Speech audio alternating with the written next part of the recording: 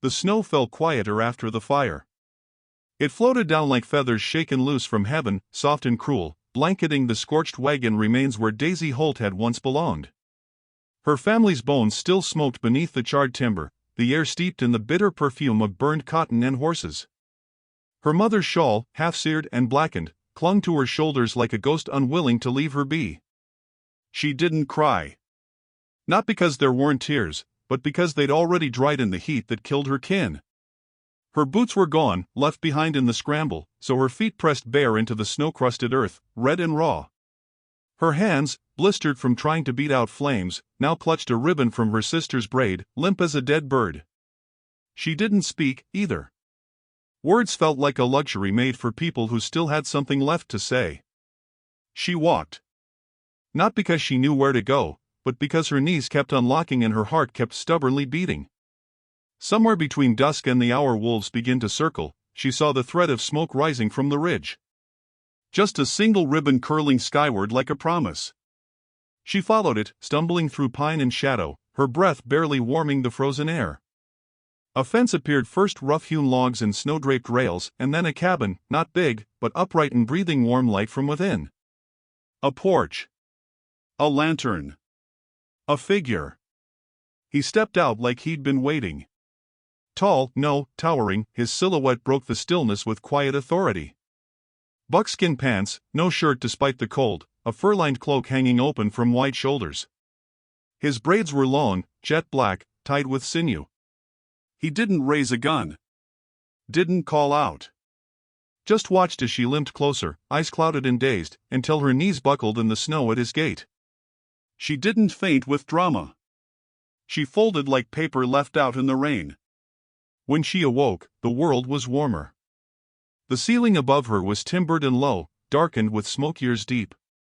A fire crackled nearby, its flames casting amber light across furs, carved wooden bowls, and a hide rug that smelled faintly of pine sap and tobacco.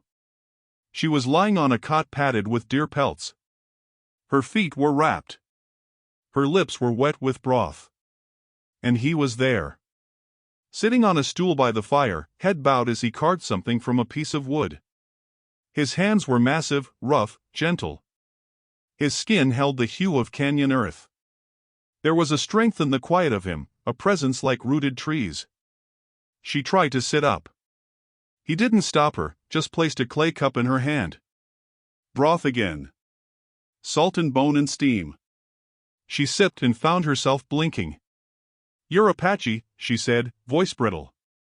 He didn't answer. Just looked up and nodded once. She licked her lips. My name's Daisy." Still no reply. But she saw something shift in his expression. Not coldness. Not indifference. Something like caution wrapped in sorrow. "I lost my whole family," she whispered. "This morning." That broke something in her. She clutched the cup so tight her hands shook. He didn't offer words. He stood, found a blanket, and draped it over her shoulders like sealing a wound. Then he crouched beside the fire again and fed it another log, embers sighing upward. I need a day," she said. "Just one. Then I'll go." He turned slightly, his face in profile now. There was a scar beneath his eye, an old one, thin and silver as moonlight. His jaw flexed once. Then he nodded again. No more, no less. She sat silently a long while. Let the warmth bleed back into her bones. The fire made shadows dance along the walls, and in the flicker she caught glimpses of another world, a bow hung on a rack, beads strung along a windowsill, a sketch of a woman etched into bark and pinned to the wall with a bone needle. A wife? A sister? Someone he didn't speak of anymore. "Thank you," Daisy said. "For helping me." This time, he spoke. Just one word, his voice deep and low like riverbed gravel. "Eat?" She did. That night, the wind howled outside the cabin, but inside the fire kept steady. He slept near the door, his cloak wrapped around his chest like armor. She kept watch from the cot, wide-eyed and brittle. She didn't trust the dark anymore. But she trusted his silence. When dawn arrived, soft and silver and cold, she stepped outside barefoot again, just for a moment, to see if the world had changed. It hadn't. The trees still stood like sentinels. The snow still whispered across the earth. The sun, half hidden behind mountain teeth, sent down slanted beams like swords. Her breath came out in clouds. She could smell juniper. Somewhere far, a hawk cried. And when she turned back to the cabin, she saw him watching her through the doorway. Still silent. Still present. But not indifferent. There was something in his eyes that said he understood exactly what it meant to be left behind by the world. She stepped back inside without a word. And something in her unclenched. That afternoon, she found an old comb and began brushing her hair, pulling the soot and ash free, slow and patient. He passed her a basin of warm water without asking. She dipped her hands in it and wept, not loudly, not with sobs. Just tears, quiet and ashamed. He left her alone to grieve. That night, when she placed her cot closer to the fire, he didn't move it back. She looked up at him, eyes unsure. "Can I stay another day?" she asked. He stared at her. Then, with slow certainty, he walked to the door, shut it gently, and dropped the iron latch into place. The fire crackled louder, like it agreed. And though nothing had been promised, Daisy Holt curled into the fur blanket with a trembling breath and knew something rare. She hadn't been taken in out of pity. She had been allowed to stay. Just as she was.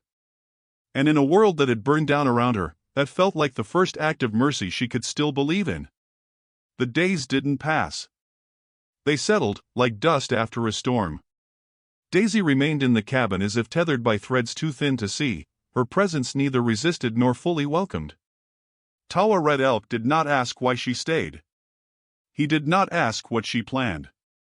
He simply allowed her to move through the space like a ghost with hands, quiet, watchful, half-formed. He rose early each morning and returned late, boots thick with frost or mud depending on the thaw. He mended fences, fed his chestnut mare, chopped firewood in thick rhythmic strikes that shook the ground like a heartbeat. He moved like a man who'd once lived inside the silence and decided to stay there. When he entered the cabin, his presence seemed to expand the walls, and when he left, it shrank back again like lungs exhaling. Daisy learned to fit herself between his silences. She folded blankets, stirred stew, and swept the cabin floor with a pine branch tied with twine. These weren't duties he asked of her. She offered them the way someone offers a prayer when they've long stopped believing it'll be answered, but can't quite stop saying it anyway. They spoke little. Not because there was no language between them, but because neither wished to risk saying the wrong thing. Grief has a sound, and both of them heard it in the quiet moments when the wind stirred the chimes outside, made from antler and tin. Her voice, when it did emerge, came soft and unsure, like someone stepping barefoot into a room where others are sleeping. "Who carved this?" she asked one morning, running her hand along a wooden flute resting on a shelf. He looked up from the firewood he was stacking. "My father." "And this?" She touched a woven blanket folded neatly at the foot of his bed. "My wife." She nodded. "Do you?" but stopped, unsure if it was her place. Tawa answered anyway. "Dead. 5 winters." There was no bitterness in the word. Just weathered truth, spoken like a man naming what sky he lived under. Daisy didn't ask more. That night, she placed an extra spoon beside his bowl, even though he hadn't yet joined her at the table. A small gesture, one he noticed but did not acknowledge. When he finally sat, he used the spoon without a word. It was the closest thing to conversation they'd had all week. But outside the cabin, the world was stirring. Word had reached the town a girl, young, maybe deranged, was staying up in the hills with the Apache widower. Some said he'd stolen her. Others claimed she'd seduced him with settler wiles. The preacher's wife, who loved lace more than grace, claimed the girl had thrown herself like a curse into his arms. Mrs. Abeline Craw, the widow who ran the dry goods store, had once offered Daisy's father sugar on credit. She now offered a letter to the town preacher warning that immorality was nesting in the hills. Tawa knew. He'd seen the writer the day before, a young man in town colors pausing at the edge of the ridge, watching the cabin with the uncomfortable stillness of someone sent but not brave enough to carry through. That night, Tawa placed his rifle by the doorway, not loaded, just leaned. Daisy noticed. "Is someone coming?" He didn't answer. But his eyes lingered on hers long enough to leave a warning. She washed dishes that evening with shaking hands. The soap was pine ash and melted tallow. The water cold. Her fingers ached. She'd never been made to feel ashamed before for being protected. Later, she sat on the steps while Tawa fed the horses. The sky was darkening, stars beginning to peer down like cautious eyes. "You think I should go?" she asked, barely more than a breath. His hands didn't pause on the reins, but he said, "Do you want to?" She shook her head. "No." He returned to his work. "Then stay." The simplicity of it broke something open in her. The decision was hers, not his. He wasn't keeping her. And that truth hurt more beautifully than anything had in weeks. The next day, she found a corner of the barn that hadn't been swept. She grabbed the broom and worked slowly, deliberately, trying to make herself useful. "You don't have to," he said behind her. "I want to." He watched her. "You don't owe me work." She stopped. Faced him. "I'm not repaying you. I'm just proving to myself I'm still worth something." His brow lifted, just a little, like he understood. That evening, while he carved a length of cedar at the table, she sat beside him and asked, "What are you making?" He didn't answer for a long time. Then, "Handle for a knife I lost." She smiled faintly. "So it can still come back?" He glanced at her. "Maybe." Their hands brushed once as he shifted the wood. She did not pull away. He did. Later, she found a loose seam in his coat. She threaded a needle, sat by the fire, and mended it with care. When he walked in from checking the traps, he stopped short. "You sewed it wrong," he said softly. She blinked. "Oh." He sat beside her. "Like this." He showed her the motion, thread in hand, guiding her fingers slowly, like teaching a child. The air between them held its breath. His thumb pressed lightly to the back of her hand. Her face turned to his, uncertain. He stood before she could speak. The distance between them that night was measured in inches and in worlds. 2 mornings later, a knock came. Mrs. Abeline Craw, cheeks pink with piety, holding a folded letter and a jar of plum jam. "I came to see the girl," she said, stepping past Tawa without permission. My. And you've been staying here all this time?" Daisy stepped forward, nerves buzzing. Only until spring." Mrs. Cross sniffed. "You should come back to town. Reverend Huxley would see to your soul. A woman can't just be holed up here. Not with a man. People will talk." Tawa stood behind Daisy. Silent. Immovable. "I'm not harming anyone," Daisy said. Mrs. Cross smiled with something sharp behind her teeth. "No, child. But a woman's reputation doesn't wait to be harmed. It flees before you even open the door." She set down the letter. "We'll give you until the thaw. Then, it becomes a matter for the council." As she left, Daisy touched the folded paper. Her hand shook. "I should go," she whispered that night. Tawa stared into the fire. "You already did. The day you said yes to staying." She sat beside him, knees folded to her chest. "Do you care what they say?" He didn't answer. But he passed her a piece of cornbread and refilled her cup with tea steeped from bark and sage. The offering spoke louder than any defense. The wind whistled under the door. The fire warmed their legs. The silence between them no longer felt empty. And for the first time, Daisy realized. She wasn't being hosted. She was being watched, not as a guest, but as a question.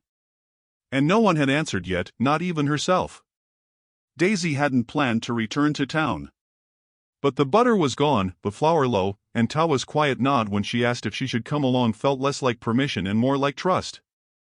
They saddled the mare at dawn, her breath rising like ghost smoke in the chilled air. Tawa rode ahead, silent as always, his rifle slung across his back not as a threat but as memory. Daisy clung to the saddlehorn, the cold wind peeling at her cheeks, her eyes set on the pale spires of town rising from the valley like bones. They arrived just as the sun cracked over the rooftops. Children chased chickens in the alley. A blacksmith's hammer rang out in a steady, mournful rhythm. A woman carried linens to a line, and paused when she saw them, her arm stiff mid-swing, a sheet dangling like a surrendered flag. No one greeted them. Inside the trading post, Daisy held her chin high. She gathered the sack of flour with steady fingers and picked 2 candles, their wax cracked and smelling faintly of last spring. Behind the counter, the clerk Milo Huxley, nephew to the Reverend, watched her like she was something growing mold behind glass. "That'll be $1.70. Tawa laid down the coins. Milo didn't touch them. "You sure she ought to be making purchases in his name?" he asked, eyes cutting to Daisy. "Seems improper." Daisy answered before Tawa could.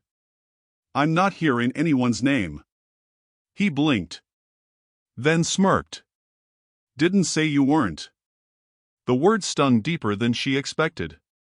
As they stepped outside, she could feel it, judgment trailing them like smoke. A man muttered something behind a wagon.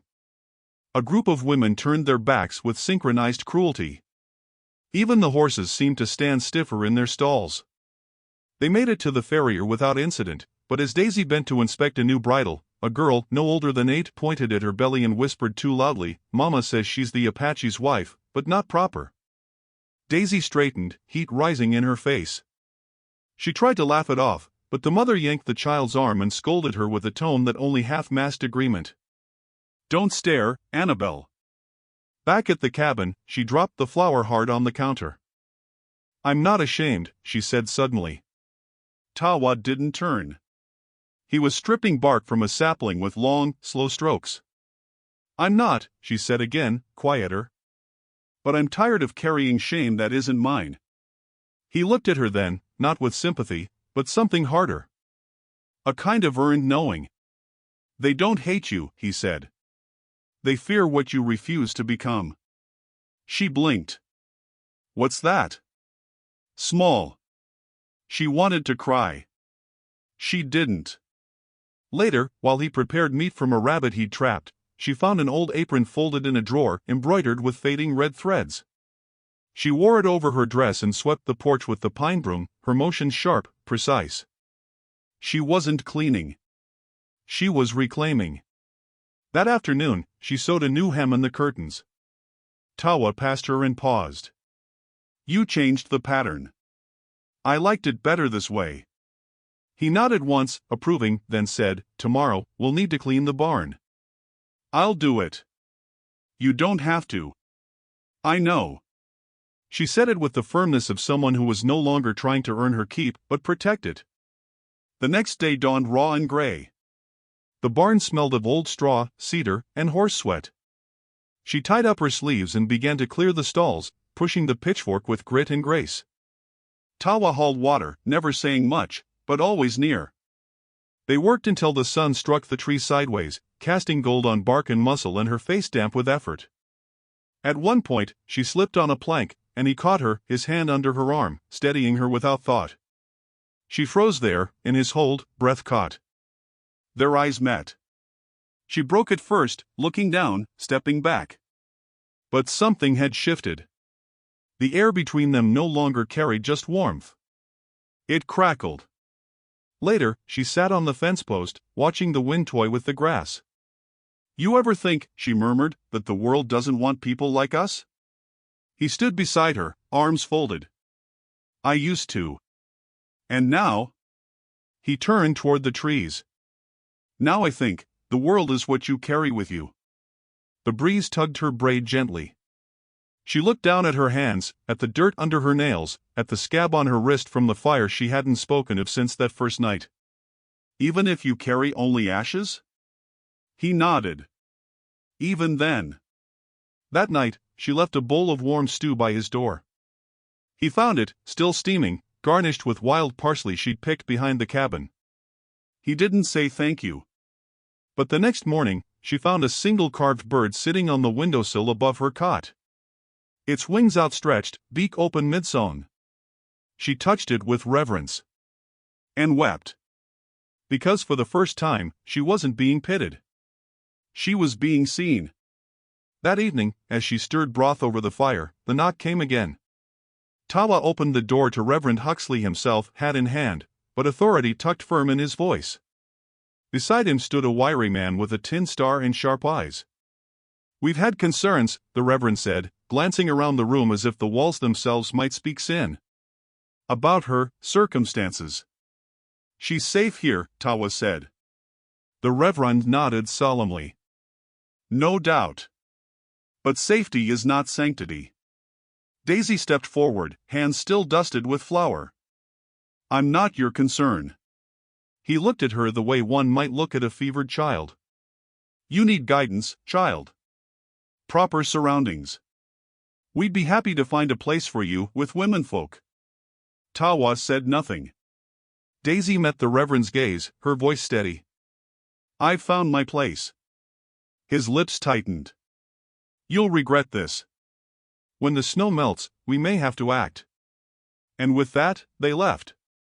She stood by the fire long after they were gone, arms wrapped around herself. "I'm not going," she said. Tawa placed another log on the fire. "You don't have to say it," she added. "Just don't take me there." He didn't. But he did something else. He walked to the cupboard and retrieved a folded square of red cloth. It was soft, embroidered along the edges. He held it out to her. "What is it?" she asked. He looked at her a long time. Then it was hers. Daisy took it in her hands. It smelled like cedar and old tears. She pressed it to her heart. The world said she belonged nowhere. But in the flicker of that fire, wrapped in memory and quiet strength, she began to believe. Maybe she didn't have to belong to the world. Maybe it was enough to belong to herself. And someone who saw her that way. The frost bit harder that morning than it had in weeks, a bitter claw across the valley. Smoke from the chimney swirled sideways in the wind, and when Daisy stepped out with the bucket for water, the well's rope cracked in her hands like it remembered being a whip. Her breath came out in misty plumes, and her fingers stung before she even reached the handle. Inside, Tawa sat by the hearth sharpening a knife on a whetstone. Each slow pass of metal against stone was rhythmic, patient, unbothered by the season's edge. His hand was wrapped in a torn cloth, darkened with dried blood. Daisy dropped the bucket with a thud. "What happened?" she asked, moving toward him. He looked up once, shrugged with one shoulder. "Wood splitter caught." "Let me see." He hesitated. But something in her tone had changed, less asking, more insistence. He let her unwrap the cloth. The wound wasn't deep, but the skin had split open, angry and pink. She dipped a cloth in warm water and began cleaning it. "You should have told me. You were sleeping." She met his eyes. "You still don't think I belong here, do you?" He didn't answer. His face was unreadable, but his fingers didn't flinch under hers. That was answer enough. She wrapped the hand carefully and tied the knot. "Next time, tell me." Tawa looked at her as if weighing something heavier than words. Then nodded once. The air that day had weight, as if some decision hovered just behind their ribs. When Daisy stepped outside, she found the garden she had tried to coax into life dusted with white frost. All the sprouts were curled in on themselves, wilted by the night's unexpected cruelty. She stared at the blackened leaves and, without meaning to, sank to her knees. Her breath hitched. She had planted those with hope. Not survival. Hope. And now even that lay limp and silent beneath the ice. She didn't cry. But she didn't move either. Tawa came to her after some time. He didn't speak, only stood beside her. When she didn't rise, he extended his hand. "Come," he said. "I'll show you another place." She followed him without question, through a thicket of pine and scrub brush, over a ridge that overlooked the stream. They walked in silence until they reached a clearing where the soil was dark, untouched, crumbling between her fingers like promise. "I found it last year," he said. Too far for me then. Not anymore. She looked up at him. His hand was still injured, but he stood tall, chin lifted against the wind. We can start again, he said. Not you. We. Daisy exhaled, slow and full. That afternoon, they cleared the ground together, hand in hand, action in action. She hummed to herself while placing stones along the perimeter, and when she looked up, Tawa was watching her not as a man studies a stranger, but as one recognizes a truth they'd buried long ago. That night, she made rabbit stew with wild onions and a touch of dried peach. She placed the bowl on the table in front of him. Said nothing. Just set it down gently, like laying something sacred. He watched her cross to the window, where she looked out at the stars. No words passed between them. But when he took the first bite, she heard the way he breathed, deep, quiet, and steady, as if something had settled in him for the first time in years. Later, he sat beside her, not too close, not too far. Just enough for their shoulders to know the other was near. I buried her under the cottonwood, he said. Daisy turned. Your wife? He nodded. She was carrying our child. She said nothing, sensing the memory had come not to be questioned, only witnessed. I carved their names in bark. But time washed it away. Do you still visit? He shook his head. Not often. Why? He looked at her. Because the dead don't need reminding. Only the living do. She felt the ache in that. The way pain hardens into wisdom when no one's watching. After a long silence, she whispered, My father used to say I had no voice. That I'd never be worth anything if I couldn't talk pretty like my sister. Was he wrong? She smiled, faintly. I hope so. Tawa turned toward her fully now. You speak fine. Her voice caught. I'm not used to anyone listening. I do. The air between them was thick with unsaid things. She leaned into the firelight, and he didn't pull away. Instead, he reached up, his injured hand trembling just slightly, and brushed a soot smudge from her cheek. I see you, he said. Not the way they do. Not the way your father did. She didn't respond. Instead, she reached for his bowl, took it to the basin, and began washing it in slow circles. Warm water, quiet hands, no need for anything more. He watched her. And in that moment, something shifted, not in them, but around them, like the wind had changed direction just slightly in their favor.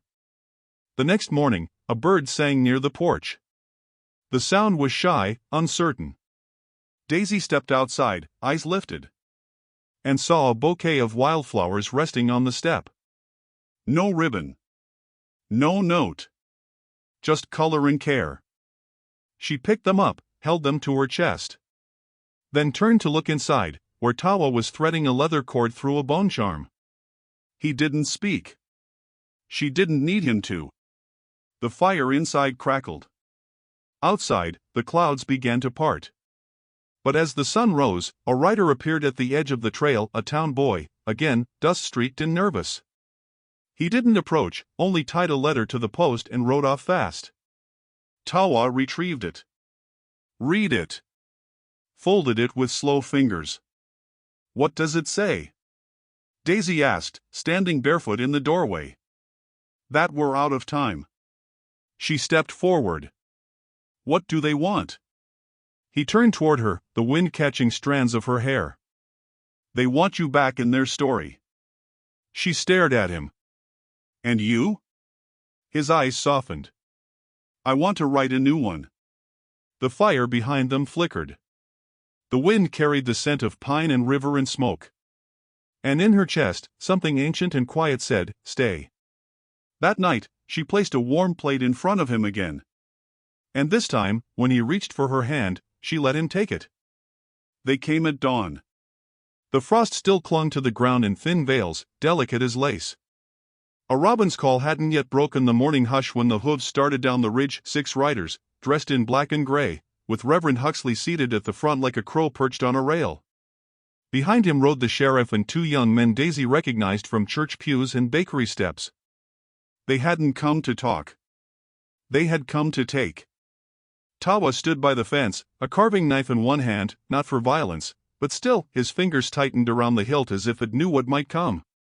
Daisy watched them from the porch, hair unbraided, wearing the red-stitched cloth he'd given her days ago. Her heart beat slowly, deeply, as though trying to echo the stillness of the man beside her. The Reverend dismounted with the groan of an old man used to authority. "Miss Holt," he said, not unkindly, but with the surety of someone who believed in only one kind of salvation. "This arrangement has gone on too long." "I didn't ask your permission," she said quietly. "Perhaps not. But the town's spoken. This can't go on." Behind him, one of the riders shifted in his saddle. The sheriff, tall and tired-looking, held his hat at his chest. Tawa took a step forward. "She's not your burden." Huxley smiled thinly. "She's not yours either." Daisy stepped down from the porch. "I'm not something to be owned." Huxley gestured toward the road. "You'll be safe in Widow Granger's care. There's a place for you among women, until we find you a proper situation." Tawa's voice was quiet, but iron-laced. "She has a place." The sheriff looked up. "And what place is that, exactly?" Daisy stepped beside Tawa, not behind him. "Here." Reverend Huxley's face softened just slightly, almost pitying. "Miss Holt, you've been through trauma. We all know that. But the devil works best where people suffer." Daisy's jaw clenched. "And where was your church when my family burned in that wagon?" The words cut sharper than she meant them to. A silence fell like snow. The sheriff cleared his throat. "We're not here to fight," he said, quieter now. "We're just following up on the council's concern. That girl's reputation is all but ash." Tawa looked at them. "Then let it burn." One of the younger riders snorted. "You planning to marry her, Red Elk?" Tawa didn't flinch. "Yes." The word dropped like a hammer. Daisy's breath hitched. Her eyes snapped to his, steady, certain, unafraid. "You mean that?" she whispered. He looked at her, voice low. "I meant it before they asked." The Reverend's brows furrowed. "You can't mean to bring a childless widow and an Apache together under God's law. That union won't be recognized." Tawa stepped forward. "I don't need their papers. Or your God." Daisy placed a hand on his arm. "Let me speak." She faced them now, small and bareheaded in the morning light, but unmoved. "You all talk about salvation and sanctity like you've got it bottled in that church. But what he gave me, food, shelter, dignity, you never offered once." The wind pulled softly at her dress, at her voice, but she didn't waver. "I'm not the girl who ran from the fire anymore. I'm the woman who survived it." The sheriff lowered his gaze. One of the younger men looked away. Reverend Huxley exhaled, long and tired. "If you stay here, don't expect protection. Don't expect kindness. You'll be cut off." Daisy nodded. "We already were. We're just learning to live with it." He gave her one final look, grieved, maybe. Then mounted his horse. "We won't come again." "Good," Tawa said. "We won't miss you." They rode off in silence. And when the dust had settled, Daisy turned back toward the cabin, her knees trembling, her mouth dry. "You said yes," she whispered. He nodded. She stared at him. "Then say it again." "Not to them. To me." Tawa took her hands gently, one by one. "You can stay," he said. Then after a breath, one filled with the ache of years he thought would never end. "Forever." Her lip trembled. She laughed, just once, short and disbelieving, and threw her arms around him, burying her face in his chest. The wind shifted, wrapping around them like blessing. Later that week, beneath the cottonwood whose bark bore no name, they stood, just the two of them, no preacher, no vows, no altar. He braided a red thread into her hair. She carved a small symbol, a bird with open wings, into the tree with his knife. They planted tulips around its roots.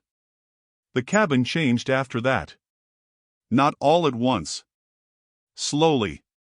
One shelf at a time. One curtain stitched. One note hummed under her breath while chopping herbs. He built her a bench by the window. She planted carrots in the new soil he'd shown her.